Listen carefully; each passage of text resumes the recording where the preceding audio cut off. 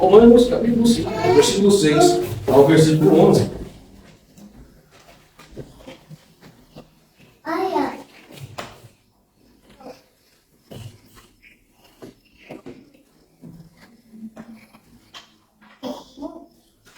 Amém? Assim diz o Senhor. Porque Cristo, quando nós ainda éramos fracos, morreu a seu tempo pelos ímpios. Dificilmente alguém morreria por um justo, pois poderá ser que pelo bom alguém se anime a morrer. Mas Deus prova o seu próprio amor para conosco, pelo fato de ter Cristo morrido por nós, sendo nós ainda pecadores. Logo, muito mais, agora, sendo justificados pelo seu sangue, seremos por ele salvos ainda. Porque assim nós, quando inimigos, fomos reconciliados com Deus, mediante a morte de seu Filho, muito mais, estando já reconciliados, seremos salvos pela sua vida. E não apenas isto, mas também nos gloriamos em Deus, por nosso Senhor Jesus Cristo, por intermédio de quem recebemos agora a reconciliação. Amados, tenham o título desse sermão, o maior efeito da justificação pela fé. O maior efeito da justificação pela fé. Amados, nesta noite meditaremos sobre o maior efeito da justificação pela fé, o gloriar-se em Cristo.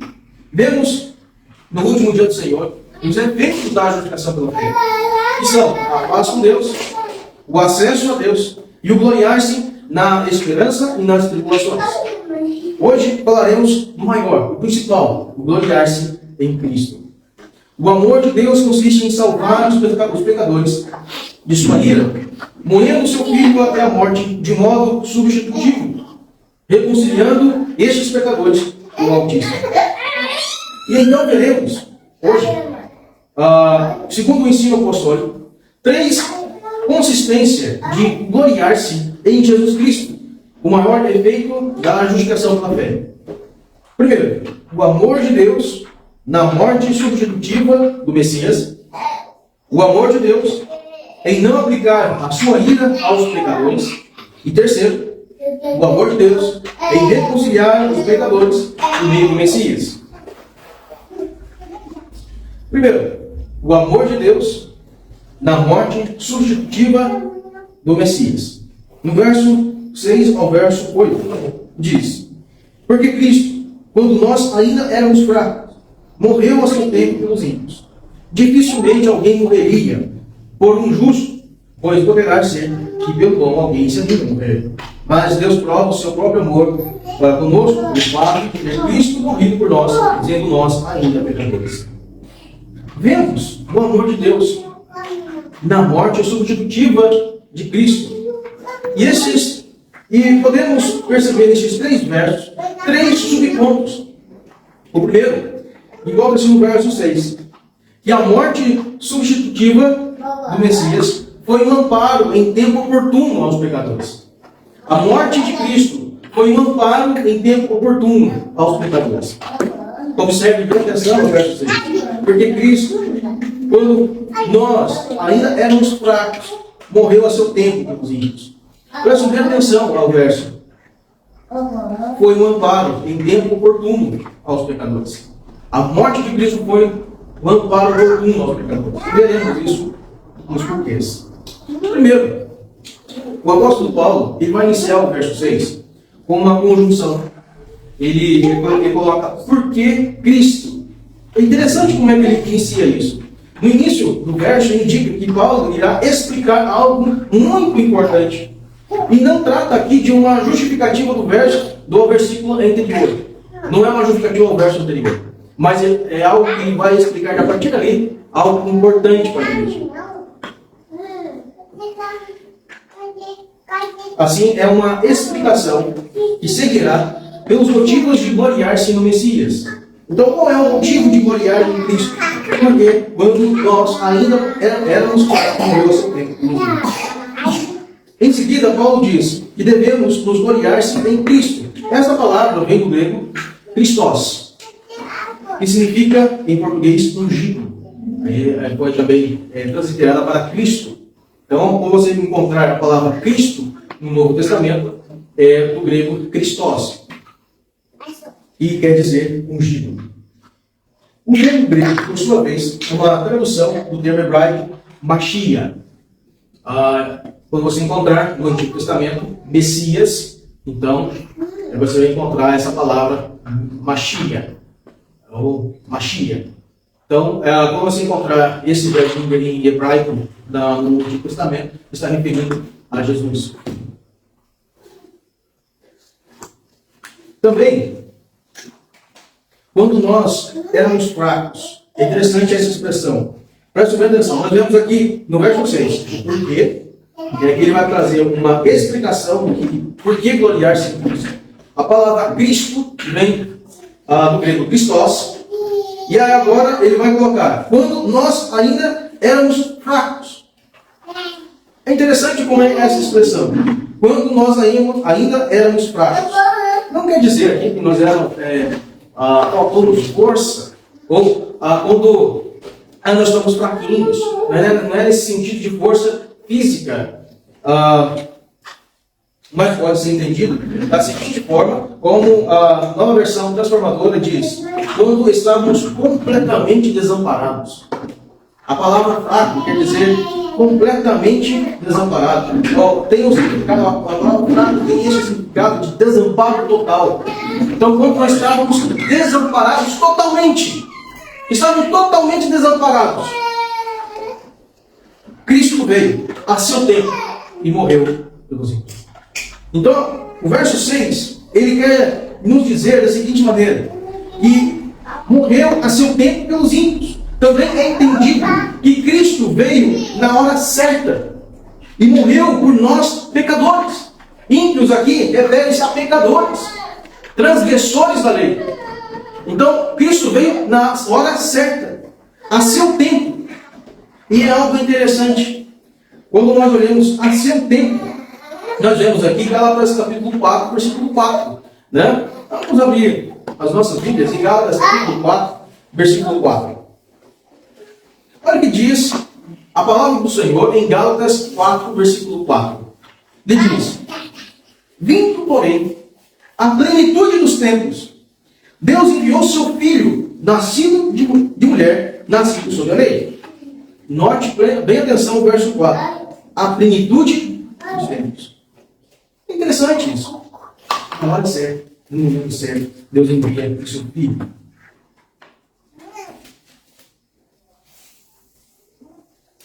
E sobre a morte do cordeiro substitutivo, né? o cordeiro substituto. É interessante que, como a lei vai trabalhar essa questão das analogias, né? Das figuras. E quando você olhar para o Antigo Testamento, você vai encontrar as figuras, as sombras daquilo que havia de vir. Então, quando nós olhamos para Levítico 14, versículo 13, abre a sua Bíblia, em Levítico 14, versículo 13.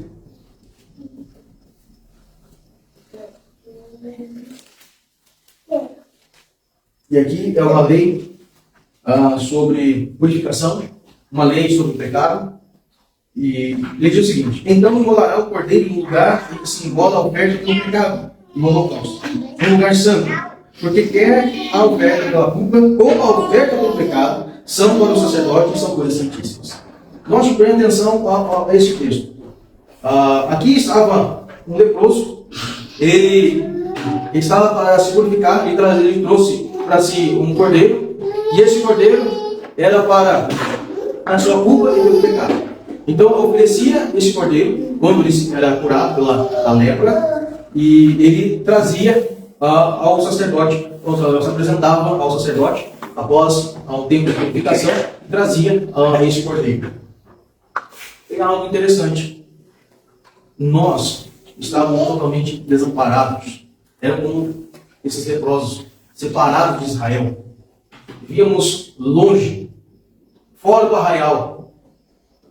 Mas ao seu tempo, ao tempo certo, Deus enviou o cordeiro para fazer a purificação. O apóstolo Paulo reforça a pregação do Evangelho, que Jesus é o Messias. é o Messias prometido. E não há nenhum outro que devemos esperar.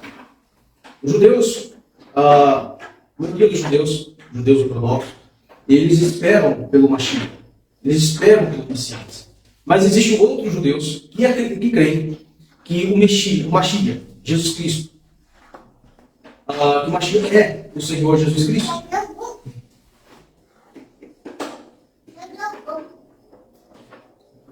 E Paulo reforça sobre isso, sobre o Messias. É interessante porque ele diz que a seu tempo, Deus, no momento certo, conforme as profecias de Daniel, olha que interessante, conforme as profecias de Daniel, o Messias viria antes da destruição do templo, trazido por um príncipe da quarta monarquia, ou do quarto reino, ou quarto animal. Daniel fala que haverá um príncipe que destruiria o templo. Mas antes disso, antes de o príncipe destruir o templo, cessar os sacrifícios, as ofertas, o ungido, o Mashiach, morreria. Vamos abrir então a este texto? Daniel capítulo 9, versículo 23.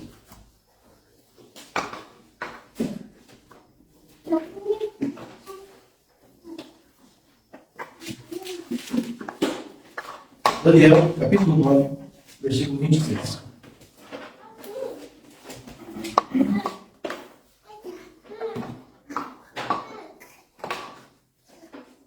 Olha o que diz a palavra do Senhor. Depois das 72 semanas, será morto o ungido. Presta bem atenção, o ungido está em letra maiúscula. E aqui, lembra que eu falei com vocês? Christos, a palavra Christos, Cristo aparece no Novo Testamento. Não vai aparecer Cristo no Antigo Testamento, vai aparecer Messias, ungido. Então ele vai aparecer agora ungido com letra maiúscula, que ele se fala Mashiach. Presta bem atenção, o Messias. Depois de 72 semanas, será morto o ungido, o Messias, e já não estará. E o povo de um príncipe que há de vir destruirá a cidade e o santuário, e o seu fim será como um dilúvio. Até ao fim haverá guerra, desolação são determinados. Verso 27. Ele fará firme aliança com muitos por uma semana, e metade da semana fará cessar o sacrifício da oferta de manjares.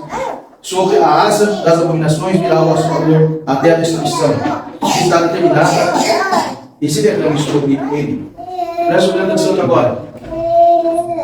Quando se deu a destruição do templo? No ano 70, pelo imperador Tito, um príncipe da quarta, um reino que havia de vir. Presta atenção. Daniel estava na Babilônia. Ele teve as suas visões. No verso no Daniel 7, ele vai aparecer 4 animais. No primeiro animal, ele vai aparecer um leão que tinha asas de águia. No capítulo 4, no capítulo 7, verso 4. Ele diz: o primeiro era como um leão que tinha asas de águia. Enquanto eu olhava, foram-lhe arrancadas as asas. E foi levado para a terra, posto em 2 pés, como de homem. E lhe foi dada mente de homem. Isso referindo ao Império Babilônico. O segundo é o Império Medo-Persa.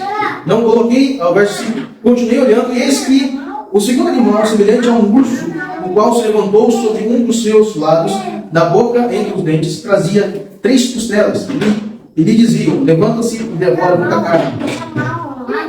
No verso 6, fala-se do Império Grego, que iria se levantar. Depois disso, continuei olhando, e eis que outro, semelhante a um leopardo, e tinha nas costas 4 asas de ave. Tinha também este animal 4 cabeças, e lhe foi dado domínio. Só que agora vai aparecer o 4º animal. Observe o 4º animal.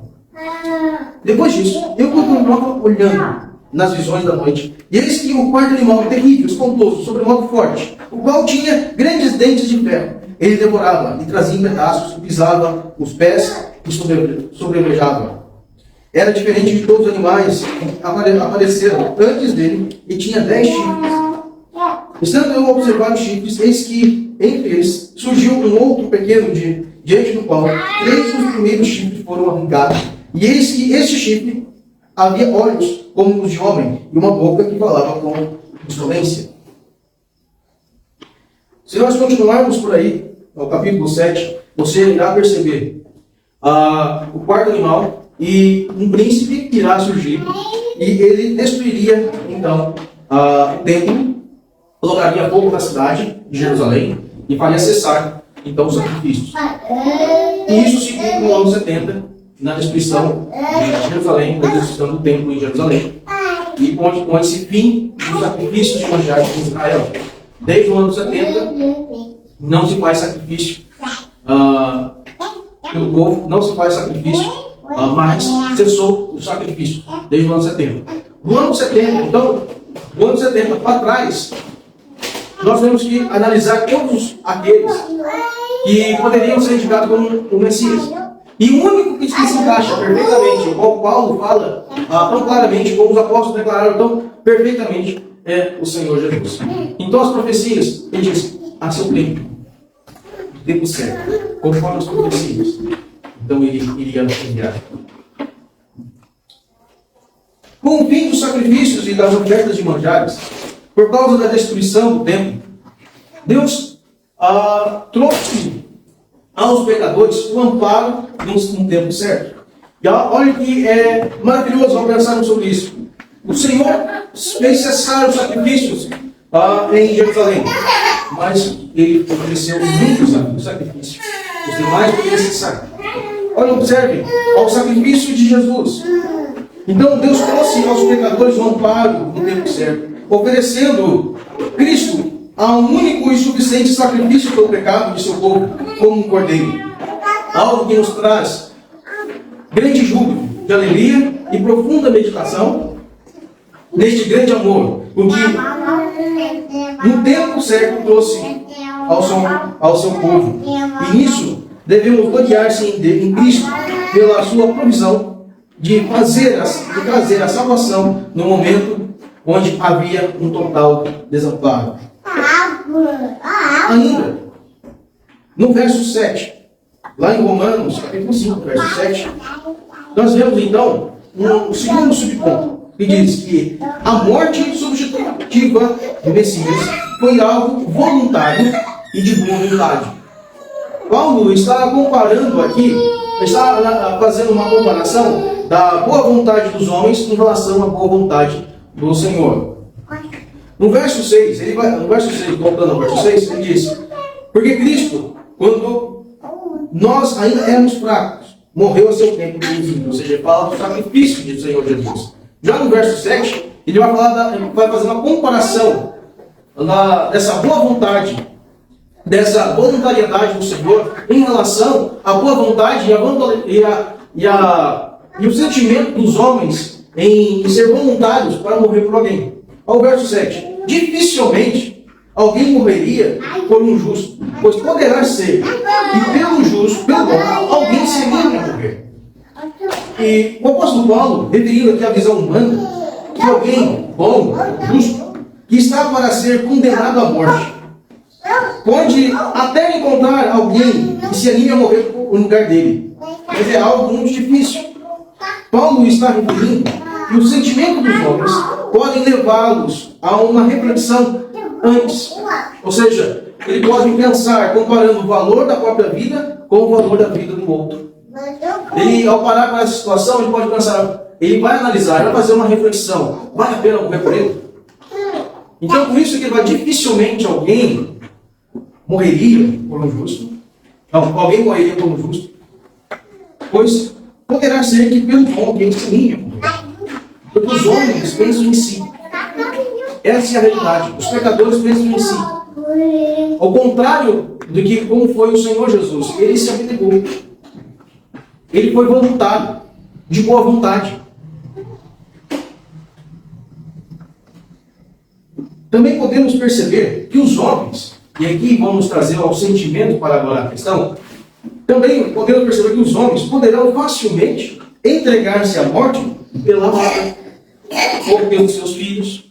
Os homens podem morrer pelas suas mulheres, eles podem morrer pelos seus filhos, porque há um sentimento forte, um vínculo forte. Mas não é o caso do texto aqui. Não se refere a esse texto. Este texto, referido por Paulo, ele diz por um justo. Ou seja, refere-se que é pela bondade que há naquele homem, e faria com que um desconhecido, tocado pela justiça e bondade daquele homem, se propusera a morrer no lugar daquele justo. Você, ao pararmos para pensar dessa forma, não havendo sentimento, mas por algo racional, dificilmente alguém morreria dessa forma. Difícil. Olhar para a bondade nossa, que esse homem, de fato, merece viver, mas eu devo me propuser para morrer no lugar dele? Dificilmente.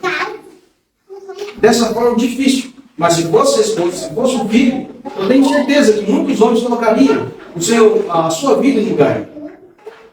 Mas quando se coloca uma questão racional, como foi que o Paulo colocou aqui, dificilmente. E dessa forma, nós vemos o sentimento de Cristo. Primeiro, isso pode se aplicar da seguinte forma. O apóstolo Paulo não afirma que há justo pela sua própria bondade. Primeira coisa que nós devemos analisar. Paulo não está afirmando aqui. Aqui ele está trazendo uma hipótese para que possa dentro da sua retórica, analisar a boa vontade do Senhor em morrer pelo justo, em morrer pelos ímpios. Então, pois segundo a lei de Deus, não há justo nenhum sequer. Nós vemos isso em Romanos capítulo 3, verso 10. E Paulo faz uma proposição hipotética na sua retórica para revelar algo de Cristo. Assim, ele dificilmente acharia alguém que propusera a morte por um justo. E certamente impossível haveria um justo pela lei de Deus. E certamente é algo impossível alguém que pusesse a morrer por um pecador. E aqui, muitos vão pensar, eu morrer naquele lugar daquele assassino? Não, ele merece a morte por causa do que ele fez. Eu morrer com aquele estuprador? Não, ele merece a morte por causa do que ele fez. Mas Deus propôs a morrer em nosso lugar. Nós somos pecadores. Segundo o apóstolo Paulo, isso se aplica indiretamente, de modo o sentimento de Cristo, de voluntariedade e incondicionalidade a Cristo, revelando o seu amor pelo seu povo. Isaías 53, versículo 11 diz, porque as iniquidades deles levará sobre si. Algo voluntário. Dificilmente alguém morreria por ele morreu pelos pecadores. No verso 8, nós vemos que a morte substitutiva do Messias prova o amor de Deus. Verso 8. Mas Deus prova o seu próprio amor para conosco pelo fato de ter Cristo morrido por nós, sendo nós ainda pecadores. O apóstolo Paulo utiliza uma adversativa, mas, para mostrar um contraste entre o amor imperfeito dos homens e o amor perfeito de Deus. Então Paulo vai mostrar isso. Mas Deus prova o seu próprio amor para nós. Isso é uma prova que o Senhor vai provar o seu próprio amor para nós. Um amor perfeito, em relação ao sentimento dos homens, que mesquinho dos homens, em que talvez alguém se anime, se alguém se anime a morrer por algum bom.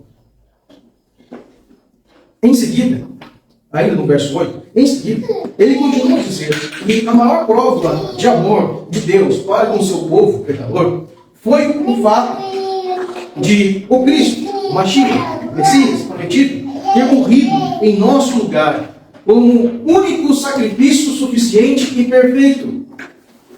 A doutrina da morte substitutiva traz a lume o Cordeiro perfeito da Páscoa. Por isso, quando você vai encontrar o Cordeiro, é o Cordeiro Pascual nas Escrituras. Essa é uma analogia que faz com relação ao Messias. Como é visto na lei em hebraico, e aqui é interessante, e como você encontrar vários vídeos de alguns judeus messiânicos, ou alguns judeus que você vai encontrar uma explicação, eles vão falar sobre Torá. E não assuste com o termo. Essa palavra Torá quer dizer lei.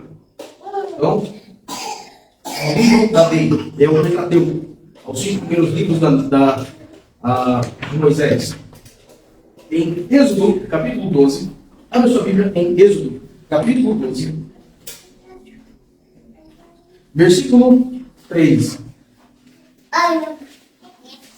Versículo 3.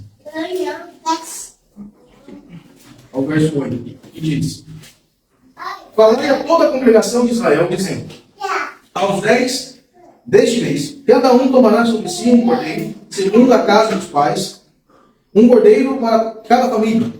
Mas se a família for pequena para um cordeiro, então convidará ele o seu vizinho mais próximo, conforme o número das almas, conforme o que cada um puder comer por si. Por aí calculareis quanto bastem para o cordeiro. O cordeiro será sem defeito, macho de 1 ano. Poderás tomar de um cordeiro ou um cabrito, e o guardareis até ao 14º dia deste mês. Todo o ajuntamento da congregação de Israel imolará no crepúsculo da tarde. Tomarão do sangue e porão em ambas as ombreiras e nas vergas das portas, da porta, nas casas em que o comer. Naquela noite comerão a carne assada no fogo, com pães asmos e ervas amargas a primeira. Então, esse é um trecho da lei, onde o cordeiro havia ser imolado e o sangue passado nos umbrais da porta. No verso 13, há um motivo para isso, e explica. A lei explica isso. Em Êxodo, capítulo 12, versículo 13. O sangue vos será por sinal nas casas em que estiveres. Quando eu vir o sangue, passarei por vós, e não haverá entre vós praga destruidora quando eu ferir a terra do Egito. Então, a morte, quando viu o sangue marcado, a morte do cordeiro, o Senhor passaria e não levaria o primogênito. A morte não passaria pela casa daqueles que imolaram o cordeiro. Na Epístola aos Hebreus, diz referindo aos sacrifícios de touros, bodes, e a lei, Torá, diz sobre os sacrifícios anuais pelos pecados do povo. E aí, nós vamos entrar para a Epístola aos Hebreus, capítulo 10. Ele diz o seguinte, no verso 1, ele diz: ora, visto que a lei tem sombra dos bens futuros, não a imagem real das coisas, nunca jamais pode tornar perfeito os ofertantes com o mesmo sacrifício que ano após ano, perpetuamente eles oferecem. Não da sorte, não teriam cessado de ser oferecido quando os que prestam culto, tendo sido purificados uma vez por todas, não mais teriam consciência de pecado. Entretanto, esse sacrifício faz-se em recordação de pecados todos os anos, porque é impossível que o sangue de touros e bodes remova pecados. Por isso, ao entrar no mundo diz: sacrifícios de oferta não quisestes, antes um corpo me formastes. Não te deleitastes em holocaustos e ofertas pelo pecado. Então eu disse: eis aqui estou, no rolo do livro que está escrito a meu respeito, para fazer, ó Deus, a tua vontade. Depois de dizer, como assim, sacrifícios de oferta não quisestes, em holocaustos e oblações pelo pecado, nem com isso te deleitastes, coisas que se oferecem segundo a lei, e não acrescentou. E então acrescentou: eis aqui estou para fazer, ó Deus, a tua vontade. Remove o primeiro para estabelecer o segundo. Nessa vontade é que temos sido santificados mediante a oferta do corpo de Jesus Cristo, uma vez por todas. E aí você olhar para o texto, ele vai mostrar justamente que os sacrifícios da antiga aliança são ineficazes. Mas o sacrifício de Jesus, ele é suficiente para trazer o perdão dos pecados. Dizendo que os sacrifícios da antiga aliança eram humanos e transitórios. Mas o sacrifício feito pelo Messias, pelo Senhor Jesus, é divino e permanente. Assim, o amor de Deus é voluntário e incondicional. Pois sendo nós pecadores, transgressores, merecedores de morte, a próprio Senhor providenciar um sacrifício perfeito para a expiação pelo pecado. não olhando se tínhamos condições ou merecimentos, porque em nós nada havia, irmãos, mas incondicionalmente ele entregou seu filho por amor do seu povo. Devemos fazer essa analogia de quando Deus providenciou um cordeiro para ser imolado em lugar de Isaac. Abra sua Bíblia em Gênesis 22.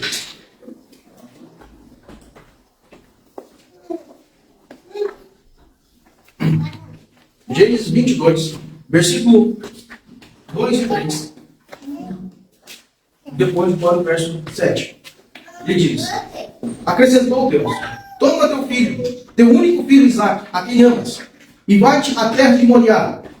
Oferece-o ali em holocausto sobre um dos montes que eu te mostrarei. Então se pôs Abraão de madrugada, e tendo preparado o seu jumento, tomou consigo 2 dos seus servos e a Isaac, seu filho. Rachou lenha para o holocausto e foi para o lugar que Deus lhe havia indicado. Verso 7. No Isaac, disse a Abraão, seu pai: meu pai. Respondeu Abraão: eis-me aqui, meu filho. Perguntou Isaac: eis o fogo e a lenha, mas onde está o cordeiro para o holocausto? Verso 8. Respondeu Abraão: Deus proverá para si, meu filho, o cordeiro para o holocausto. E seguiram ambos juntos. Chegaram ao lugar que Deus lhe havia designado. Ali edificou Abraão um altar sobre si e dispôs a lenha. Amarrou Isaac, seu filho, e deitou sobre o altar, em cima da lenha. E, estendendo a mão, tomou o teu para imolar o filho, mas no céu brandou o anjo do Senhor. Mais uma vez, preste bem atenção a esse termo, anjo do Senhor. Abraão, Abraão. Respondeu: eis aqui. Verso 12. Então lhe disse: não estenda a mão sobre o rapaz, e nada me faças, porque agora sei que tens a Deus, porquanto não me negaste o filho, teu único filho. Ele, Abraão, erguido os olhos, viu atrás de si um carneiro preso pelos chifres entre os arbustos. Tomou Abraão o carneiro e ofereceu o holocausto no lugar de seu filho. Então nós vemos aqui essa analogia. O cordeiro em lugar do pecador. Ou seja, era para nós ter morrido. Nós, Isaac, ter morrido. Mas Deus ofereceu um cordeiro. Providenciou um cordeiro. E esse cordeiro é Cristo. Essa é a analogia. E é interessante como aparece aqui a palavra do Senhor, anjo do Senhor. E aqui é para referir a Cristo. Toda vez que aparecer anjo do Senhor no Antigo Testamento, refere-se à pessoa de Jesus, ao Mashiach.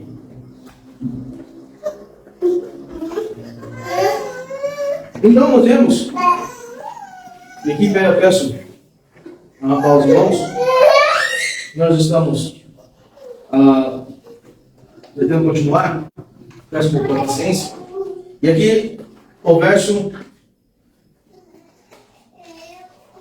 9, nós vemos o segundo ponto: o amor de Deus não se aplica à sua ira aos pecadores.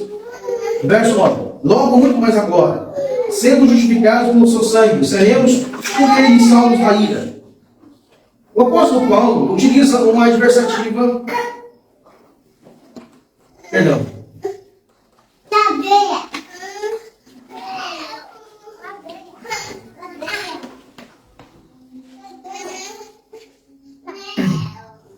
O apóstolo Paulo utiliza logo muito mais.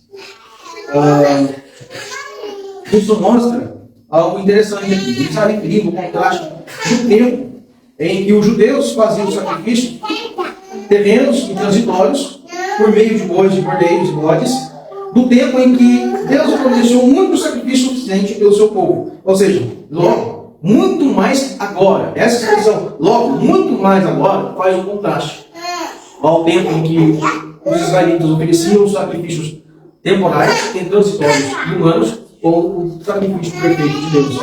Então ele faz muito mais agora, sendo justificados pelo seu sangue, não pelo sangue de bodes e cordeiros, pelo seu sangue, o sangue perfeito de Cristo, seremos por ele salvos da ira. Assim ele diz que agora somos justificados, ou seja, declarados justos por causa do sangue de Jesus derramado na cruz do Calvário. De modo que este sacrifício traz sobre aqueles que foram declarados justos a salvação da ira. Ou seja, ele nos livra dessa ira. Ou seja, Deus não aplicará a sua ira sobre aqueles que, por meio do sacrifício de sangue do Messias, foram justificados. E devemos entender que Deus derramará a sua ira contra toda impiedade e perversão dos homens, conforme Romanos 1,18, que designou um dia de juízo contra toda a carne, de modo que todos se apresentarão diante do tribunal de Deus, e aqueles que foram justificados pelo sangue do Messias provarão a ira do Todo-Poderoso. E nós vemos isso perfeitamente claro em João 3, 16 e 18. Aqueles que não creram serão condenados, aqueles que creram terão a vida eterna. Mas quão bem-aventurados aqueles irmãos que foram perdoados pelo Senhor por causa do sacrifício do sangue do Messias, de Cristo, como diz a lei. E aí, quero voltar de novo à lei, em Levítico capítulo 1, verso 3. Levítico 1, versículo 3. Ele diz: se a tua oferta for holocausto de gado, trará macho sem defeito, a tenda da congregação trará, para que o homem seja aceito perante o Senhor. E porá a mão sobre a cabeça do homem, para que seja aceito a favor dele, para a sua expiação. Verso 5. Depois, imolará o novilho perante o Senhor. Os filhos de Arão, os sacerdotes, apresentarão o sangue e aspergirão ao redor do altar que está diante da porta da tenda da congregação. Então nós vemos aqui que a forma para fazer a expiação no tempo da lei, se colocava a mão sobre a cabeça do holocausto, e para ser aceito, fazia, então, molava o novilho. Devemos meditaremos na misericórdia do Senhor em não nos aplicar a sua ira, mas por amor nos providenciando um sacrifício único e perfeito e suficiente por meio de Jesus Cristo. E segundo, essa é a primeira coisa que nós devemos meditar. A segunda que nós devemos meditar, a segunda coisa que devemos meditar é a seguinte: meditamos que no Messias, o Senhor Jesus, derramou toda, no Messias, o Senhor, o Deus eterno, derramou toda a sua ira, e a nós merecíamos, fazendo a propiciação e a expiação do pecado. Então, nós vemos que o Senhor, ele derrama a sua ira sobre o seu servo Jesus, o seu Filho Jesus Cristo. E o último ponto, então nós vemos no verso 10 ao verso 11, o amor de Deus em reconciliar os pecadores por meio do Messias, o Cristo. Verso 10. Porque se nós, quando inimigos, fomos reconciliados com Deus, mediante a morte do seu Filho, muito mais, estando já reconciliados, seremos salvos pela sua vida. E não apenas isto, mas também nos gloriamos em Deus, por nosso Senhor Jesus Cristo, por intermédio de quem recebemos agora a reconciliação. Então nós vemos que podemos nos gloriar na morte de Jesus, que trouxe reconciliação. Mas quanto mais glória na ressurreição de Jesus. Preste atenção ao verso 10. Porque se nós, como inimigos, fomos reconciliados em Deus mediante a morte de seu Filho, muito mais estando já reconciliados, seremos salvos pela sua vida. Essa expressão vida é a sua ressurreição. Então, da mesma forma como as escrituras dizem sobre a ressurreição, como um ponto mais elevado da fé cristã, nós vemos isso também em relação à justificação pela fé. O apóstolo Paulo lembra que todos que praticam o pecado, todos que transgridem a lei, todos que por natureza são pecadores, são inimigos de Deus. Isso ele coloca bem claro. Ele diz no verso 10, quando inimigos, ou seja, ele coloca na mesma categoria todos que transgridem a lei, todos que por natureza são pecadores, todos que são culpados de pecado, são inimigos de Deus. Só que tem um porém. Ele fala quando, ou seja, essa inimizade termina quando. Então, tem uma temporalidade. Essa palavra quando traz um sentido de tempo, ou seja, tem um fim. Quando inimigos. Há um certo momento que deixa de ser inimigos de Deus. Então, e essa inimizade se dá, olha, presta atenção, o início dessa inimizade, ela se dá quando Adão quebra o pacto de obras, desobedecendo e comendo o fruto proibido, como nós vemos em Gênesis 3:6. Agora, por causa da morte de Jesus, da morte do Messias, de Cristo, Deus reconcilia os pecadores, fazendo a paz. É o primeiro efeito nós falamos sobre um dos primeiros efeitos da justificação pela fé. Ele nos faz a paz. Né? Ele faz a paz. Então, o apóstolo ele traz esse conforto. Algo mais confortante ainda, que se por causa da morte de Jesus nos assegura a reconciliação, quanto mais a sua ressurreição, pois foi a vitória sobre a morte. E devemos estar seguros que em Cristo temos a reconciliação com Deus, temos a paz, o acesso à glória, pois na morte e muito mais na ressurreição temos vida e salvação. E por último, verso 11. Nós vemos, e não apenas isso, nós também gloriamos em Deus por nosso Senhor Jesus Cristo, por intermédio de quem recebemos agora a reconciliação. E também devemos nos gloriar em Deus, o nosso único e perfeito mediador, o Senhor Jesus Cristo. O apóstolo diz, e não apenas isso, referindo a morte e a ressurreição de Jesus como um motivo de gloriar-se em Deus. Mas, presta bem atenção, esses não são os dois motivos para gloriar-se em Deus. Mas há algo ainda mais elevado, referindo que o motivo de gloriar-se em Deus, mas por ele ser o nosso mediador. Não o fato, os dois atos separados, morte e ressurreição, mas o fato de que ele é o mediador. Só do fato de ele ser o mediador, nós devemos gloriar em Deus por isso. E ele diz, não apenas isso, mas também nos gloriamos em Deus, por nosso Senhor Jesus Cristo.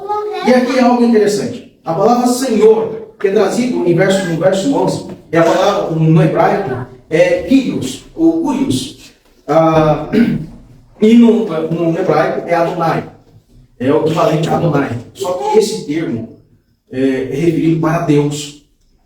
E olha que interessante. O apóstolo Paulo, ele traz nesse verso que Jesus Cristo é Deus.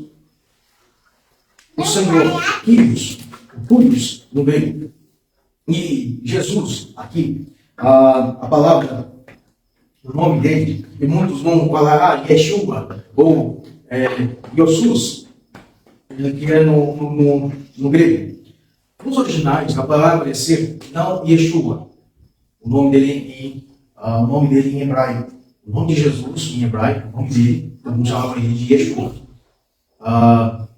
Mas nos originais, os apóstolos colocaram a transliteração dele do nome dele em grego, que é Iosus. Aí você tem um motivo do grego para a tradução para Jesus. Por isso nós chamamos de Jesus Yeshua. Tá? E por fim, vemos a palavra Christos, Jesus Cristo. A palavra Christos, ou Messias. Então seria como se fosse em hebraico, seria assim, dito Adonai Yeshua HaMashiach. A palavra HaMashiach é o Messias. Ha é o Mashiach, é o Messias, então seria Yeshua HaMashiach. E no grego seria Christos Jesus. Christos. Christos Jesus, ou Jesus Christos. Ou pode ser assim também descrito como Kyrios Jesus Christos. No grego está dessa maneira. Kyrios Jesus Christos. O Senhor Jesus Cristo. Reconhecendo Jesus como Deus e Messias. Assim o apóstolo Paulo diz que por intermédio de quem recebemos. E note, aqui está o motivo da mediação. Por intermédio de quem recebemos. Essa expressão por intermédio de quem é a mediação. Ou seja, ele era o mediador. A reconciliação. Então é a salvação, a forma de religar com o Senhor. E portanto devemos reconhecer o Senhor Jesus como Deus e Messias, e sendo nosso único e suficiente mediador, conforme também está na passagem de 1 Timóteo 2:5. E devemos nos gloriar em Deus por nosso Senhor Jesus Cristo, e agradecer e dar glória a Deus por causa do nosso único e suficiente mediador.